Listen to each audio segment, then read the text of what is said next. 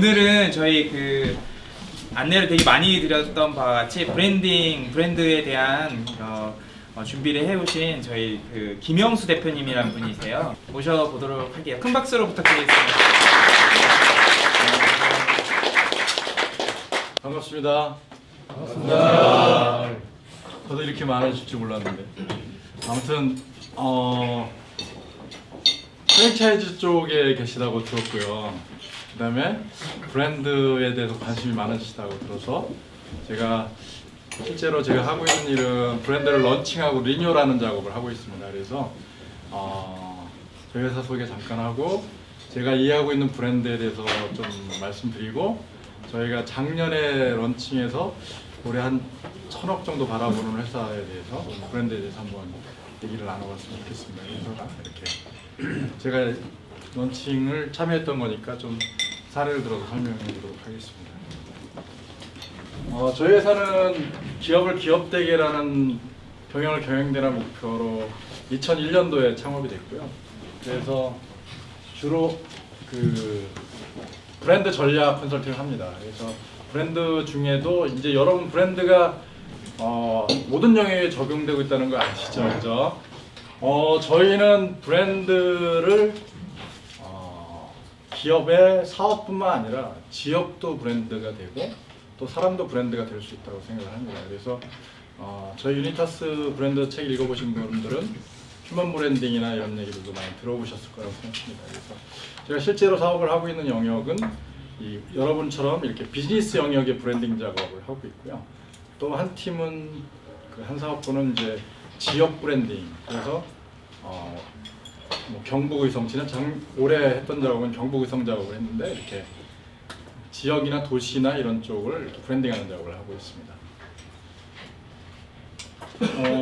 저희가 처음에는 그 패션 인더스트리부터 시작을 했고요. 제가 이랜드 출신이어서 처음 2000년도에 저희 회사를 설립할 때 창업할 때 패션 브랜드부터 시작을 했습니다. 그래서 여러분 혹시 EXR이라고 아시죠, 그죠? 네. 그것을 저희가 런칭 작업을 했었고요. 그 다음에 이제 JST나라고 주얼리 브랜드 여성분들은 아실 거예요. 네, 그 런칭 작업도 저희가 진행을 했고요. 그 후에 컨버스 해서 최근에 까세바자 골프와 자파까지 런칭을 했습니다. 올해 런칭한 게 이제 자파 런칭 작업을 했습니다. 그래서 주로 이제 트렌드하고 컬처 코드를 읽어내고 그것들로 브랜드를 만드는 작업들을 합니다.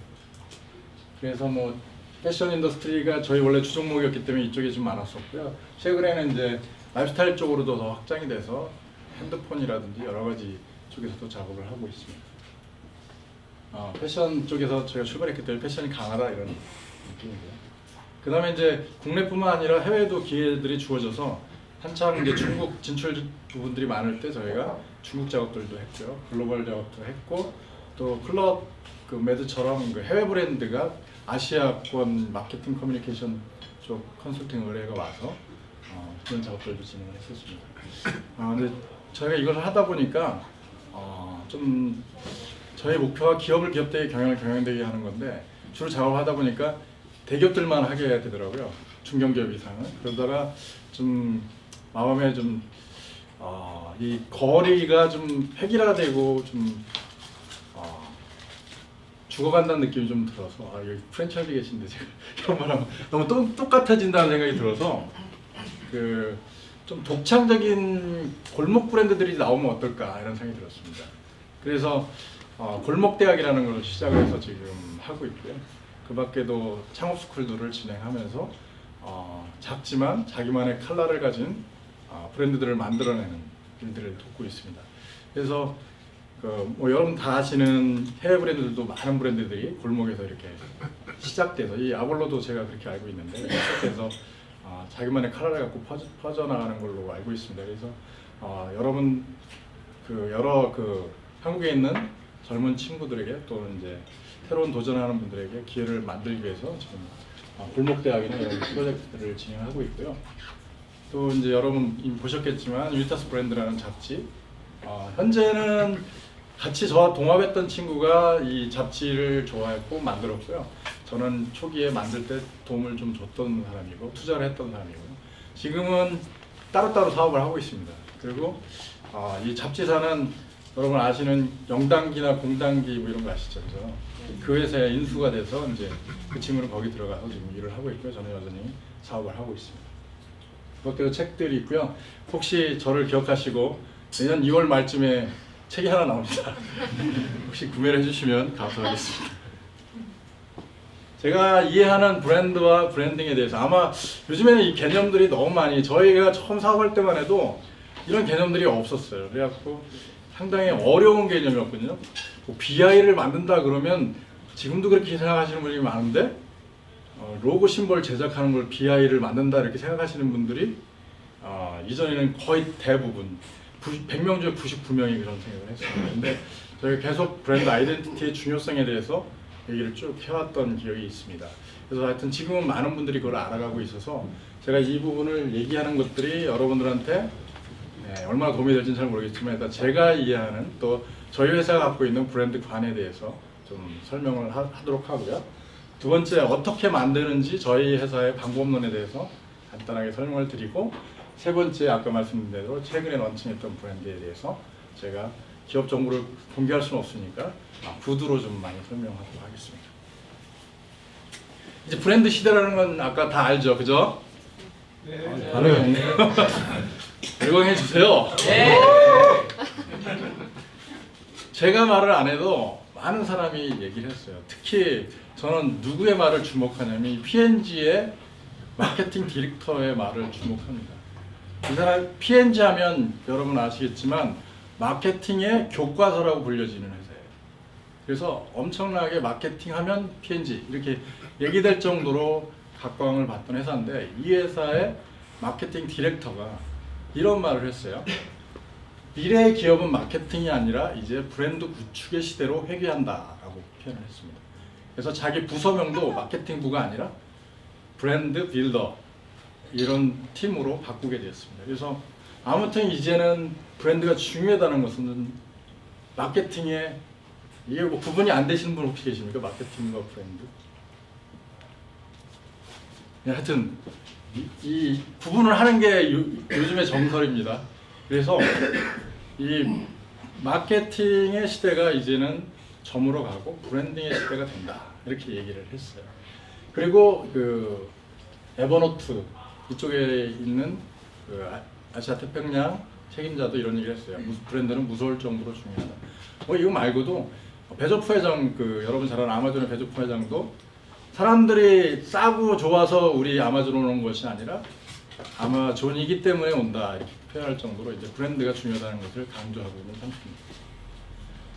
여러분 혹시 마켓 3.0이라는 책을 읽어보셨는지 모르지만 그 마케팅의 구루다고 여겨지는 분이 계세요. 저도 이분 책을 엄청나게 좋아했고 많이 읽었고, 필립 코틀러라고 노스웨스턴 대학 갤로그 대학의 이제 석좌 교수로 계시는데, 이분이 얘기하기를 이제는 1.0, 2.0, 3.0의 시대에 갔다고 얘기합니다. 1.0은 어떤 시대냐면 제품 중심의 시대예요. 여러분 좋은 제품 만들고 그러면서 팔리고 이런, 그러니까 제품에 모든 걸 집중하는 시대였다고 한다면, 2.0은 고객 중심의 시대입니다. 아마 우리나라는 지금 이 부분을 많이 고민하고 있는 시대인 것 같아요. 그래서 고객의 니즈를 찾아내고 그거에 맞추는 작업들, 고객의 마음을 빼앗는 작업들, 사실 마케팅의 단계가 이 고객 중심의 단계라고 얘기합니다. 왜냐면 마케팅은, 여러분 마케팅하면 제일 많이 나오는 용어가, 마케팅 용어가 군대 용어하고 유사한 게 되게 많죠, 그죠? 아닌가요? 네, 아주 많습니다. 저도 군대에서 그 장교 생활을 했기 때문에 용어들을 보면 군대 용어들 많고, 저희도 컨설팅 할 때 이제 그 좀 드라마틱하게 프레젠테이션 하기 위해서 현대전의 전략 뭐 이런 것들 막 써가고 설명하고 그랬던 기억들이 있습니다. 아무튼 많은 사람들이 마케팅을 전쟁 용어를 쓰고 전쟁으로 이해를 하고 있습니다. 그래서 결국은 마케팅은 브랜드 이미지 싸움이에요. 그러니까 결국은 고객에게 어떤 인식을 시켜가고 고객의 마음을 어떻게 빼앗느냐, 이 문제가 마케팅이라고 됩니다. 그래서 상당히 경쟁론적인 관점을 갖고 있어요. 그래서 고객의 마음을 누가 많이, 여러분 시장이 고객의 마음이 시장인 건 아시죠, 그죠? 고객의 마음을 누가 많이 뺏어오느냐가 마케팅의 승자냐 패배자냐를 결정합니다. 이런 패러다임이 그동안 미국을 중심으로 전개되어 왔어요. 그렇다 보니까 고객에게 어떠한 인식을 심느냐 이거 되게 중요했고, 어떻게 고객의 마음속에 우리를 향한 사랑을 만들어내느냐 이거에 관심이 많았어요. 그러다 보니까 그것을 조작하거나 그것을 왜곡하거나 이런 일들이 많이 발생. 그래서 여러분 아시겠지만 옛날에 매스 마케팅이 대세를 이룰 때 광고를 하면 사람이 내부에선 잘 모르지만 그 겉으로 나타난 거 보고 아, 이 좋은 브랜드다 이렇게 생각하는 경우가 많았다는 거죠. 그런데 나이키 같은 데가 너무나 좋은데 파키스탄에서 어린아이들 착취한 신발을 만들고 있다는 사실들을 알게 되면서부터 이게 뭐가 문제가 있네? 이렇게 고객들이 인식되기 시작했어요. 근데 지금 무슨 사회죠 이제? 오픈 소사이어티. 모든 정보가 기업 내부 비밀도 요번에 박근혜 대통령의 집안 정보까지 다 나오잖아요. 그러니까 그 청와대 그 암중 거기에 있던 모든 정보들이 나오는 것처럼 이제는 다 오픈되는 시대이기 때문에 자기가 주장하는 것과 실제와의 차이가 없어지기 시작합니다. 즉 전문적으로 얘기하면 실제 가치와 인지 가치라고 표현하는데요. 이 실제 가치와 인지 가치의 부조화가 옛날엔 가능했어요. 실제 가치보다 10배, 100배 튀겨서 인지 가치를 만들 수 있는 시대가 마케팅 시대였어요. 그런데 이제는 인지 가치와 실제 가치가 일치하는지 여부를 누구도 알 수 있다? 고객도 알 수 있는 시대가 된 거예요. 그래서 필립 코틀러가 이런 말을 썼어요. 브랜드 인티그리티의 시대가 됐다 이제. 그래서 브랜드의 투명성, 브랜드가 정말 정직한지가 중요한. 그 우리나라 번역된 책에는 이거를 브랜드 품격이라고 해석하고 있어요. 그래서 그게 중요해지는 시대가 됐다. 그게 바로 3.0의 시대다. 그래서 이제는 가치 중심으로 내부적으로나 외부적으로 고객들이 이 기업이 어떠한 가치를 갖고 있고 그 가치를 정확하게 고객들에게 솔직하게 전달하고 있는지가 되게 중요해지는 시대가 됐다라고 얘기를 하고 있습니다. 이렇게 흐름은 변화되어 가고 있고요. 여러분들도 이제 인지하겠지만 우리나라도 아마 2.0에서 3.0 이렇게 넘어가는 추세도 있는 산업 영역이 있는가 하면 아직도 2.0에 머물러 있는 산업 영역도 있고요. 아직도 1.0에 있는 산업 영역도 있습니다. 이건 다 산업 발달 정도에 따라 달라지거든요. 아무튼 경쟁이 치열해지고 더욱더 자기만의 칼라들을 주장하는 시대로 넘어가면서는 점점 저쪽 3.0으로 변화되어 간다는 것이 큰 흐름이라고 보시면 되겠습니다. 잘 안 보이시지만 이 사람이 접니다. 근데 저는 이런 관점을 갖고 있어요. 브랜드는 공동체다 이런 생각을 갖고 있어요. 왜냐하면 브랜드는 브랜드를 만든 사람이 있잖아요. 그죠? 그 다음에 브랜드를 만들어가는 동료들이 있잖아요. 그것을 요새는 내부 고객이다 이렇게 표현을 해요.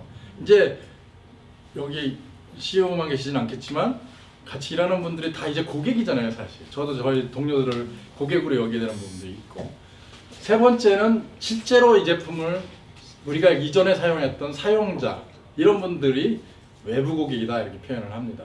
그렇다면 이 브랜드 창시자, 브랜드 창업가, 브랜드를 경영하는 사람들의 이 가치와 철학들이 결국 내부 동료들에게 전달되는 게 필요하고 그들의 공감과 또 참여가 이루어져야 됩니다.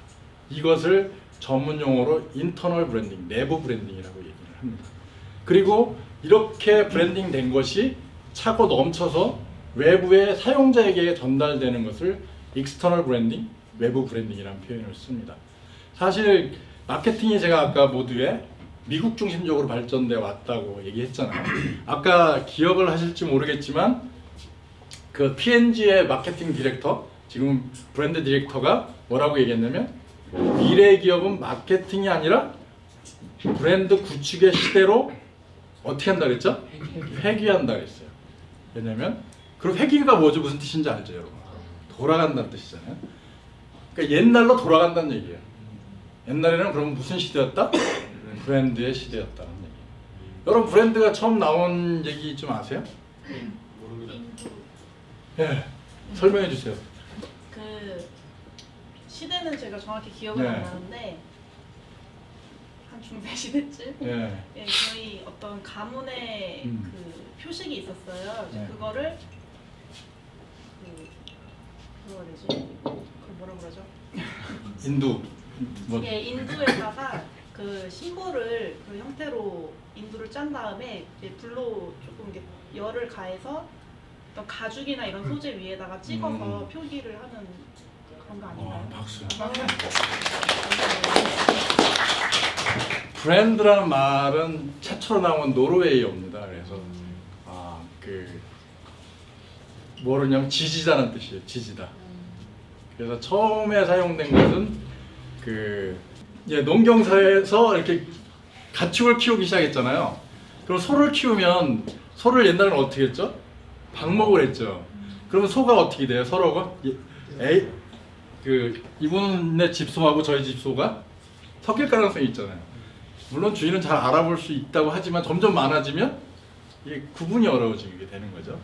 그래서 이제 자기 소에 자기 가축에 이 낙인을 찍기 시작하면서 이 브랜드가 생기기 시작했습니다. 그래서 처음에 새길 때는 아까 말씀하신 것처럼 자기의 가문의 이니셜이나 자기의 이름의 이니셜들을 따다가 찍기 시작을 했어요. 그러면서 이게 되다가 결국은 그 교환경제 시대에 들어오고 화폐경제 시대에 들어오면서 뭐가 일어나죠? 거래가 일어나잖아요. 그러면서 이게 브랜드의 가치가 달라지기 시작한 거예요. 왜냐면 자, 이분의 집에 소가 맛있어요. 그래서 저희 집 소도 키워요. 그러면 두 소를 다 먹어보고 저희 집 소가 맛이 없다고 생각이 되면 이분이 다음부터는 어떤 소를 사겠어요? 이분의 소를 사시죠, 그죠? 그러면 이분만 사는 게 아니라 옆집에 있던 이분이 이분한테 소고기를 먹고 싶은데 어떻게 해야 되지? 그러면 누굴 소개하겠어요? 저희 집을 소개하겠어요? 이분 집을 소개하겠어요? 네, 맛있는 집을 소개하겠죠. 그러면 이분은 공급하는 게 제한되어 있는데 고객들이 많이 늘어나면 이분의 소의 값이 어떻게 될까요? 올라가죠. 나랑 둘 다 방목해서 키웠는데 물론 내가 좀 잘못 키운 것도 있겠지만 이 집소가 더 비싸게 팔리기 시작하면 같은 가죽인데 루이비통과 그냥 내가 만든 가방하고 가격 차가 있는 것처럼 벌어지기 시작하는 거예요. 그러면서 브랜드 자체가 가치를 갖기 시작하는, 보이지 않는 가치가 생겨지기 시작하는 거죠. 자, 브랜드를 여기서 이 분이 얘기한 그 브랜드의 구축의 시대로 회귀한다는 표현은 뭐냐면 이제는 브랜드 인티그리티의 시대로 전환되어진다는 필립 코틀러의 얘기와 맞닿아 있다고 보시면 되겠습니다. 그래서 이제는 브랜드가 자기의 정체성을 정확하게 솔직하게 전달해서 실제 가치와 고객의 인지 가치를 일치시켜가는 작업들에 노력들을 하는 시대로 가야 될 수밖에 없다는 겁니다. 왜냐하면 이분이 제가 소를 키워서 팔았어요. 근데 맛이 없어요. 그러면 이분이 다음부터는 우리 소를 욕합니까? 아니면 제가 김영수니까 예를 들어 저희 브랜드 이름이 K라 그래요. 그러면 뭘 욕하겠습니까? 그러면 우리 가문이 욕을 먹는 거죠. 김씨 가문이 욕을 먹는 거죠. 그러니까 옛날에는 그런 걸 하나하나 키울 때 자기의 이름을 걸고 키우는 것 때문에. 그래서 미국과 달리 유럽에 나온 명품 브랜드들은 다 이름이 어떻게 돼 있죠, 여러분? 예, 가문의 이름이나 자기의 이름을 달고 하는 거예요. 그만큼 자기의 가문, 자기의 이름을 걸고 하는 사업들이 많았던 거죠. 그래서 그런 데는 대부분 다 도제식으로 처음 시작했어요. 그래서 내부에 있는 사람부터 이 사람의 철학과 가치를 다 이해하면서 제품을 만들어내기 시작해요. 그러니까 그것을 소비하는 사람까지 전달될 가능성이 높잖아요. 그런데 마케팅은 결국 좋게 보이기 위한 거기 때문에 실질 가치와의 갭들 때문에 왜곡이 일어나게 돼요. 그러면 마케팅을 하는 데서는 내부 직원한테 그렇게 신경 안 써도 되고 외부로만 잘 보여지면 되니까 거기에 에너지를 더 많이 투여하겠죠. 그러나 이제는 브랜딩의 시대가 됐기 때문에 내부에 있는 사람에게도 훨씬 더 자기의 가치와 철학들을 심어가는 작업들을 해나가야 되는 시대가 된 겁니다. 그래서 브랜딩은 브랜드 플러스 ing라고 얘기합니다. 그래서 브랜드가 살아 움직이게 하는 것이다, 이렇게 저는 이해하고 있고요. 그래서 쉽게 말하면 저희는 표현하기를 나다움이 공감을 얻어서 우리다움을 만드는 것이 그 브랜딩이라고 생각을 합니다. 그래서 전문적으로 우리가 많이 쓰는 용어로 브랜드 아이덴티티를 컨셉화해서, 컨셉이 아시죠? 컨셉은 컨과 세프트가 합쳐진 말로서 함께 공유하고 함께 이해하는 거예요. 그러면 그 브랜드 아이덴티티, 보이지 않는 것을 보여지게 만들기 위한 기초 작업이 컨셉 작업이라고 하겠습니다. 이게 컨셉트가 되지 않으면 사람들이 이해할 수 없는 모습이에요. 보이지 않는 가치를 보여지게 만들기 위한 기초 작업이 컨셉트가 되고요. 그것을 그렇게 비주얼리 또 버벌리 표현해서 그것을 실제로 커뮤니케이션 하는 방법이 우리가 말하는 소통이 되겠습니다. 그것이 인터널리, 익스터널리 소통이 일어나고요. 그래서 궁극적으로 우리다움인 라이프스타일 커뮤니티를 만들어가는 것이라고 볼 수 있습니다. 혹시 여러분 중에 아직도 피자를 팔고 있고 아직도 고기를 팔고 있고 뭐 이렇게 제품을 파는 분들이 계실 수 있어요. 그러나 이제는 그 시대가 아니라고 아까 말씀드린 것처럼 이제는 라이프스타일을 나눠야 되는 시대가 됐다라고 얘기를 합니다. 그래서 어떠한 삶을, 어떠한 경험을 전달할 것인가가 상당히 중요해진 시대가 됐습니다. 그래서 여러분들도 아마 그런 데 관심이 있고 그런 쪽에 준비를 하고 있는 걸로 알고 있습니다.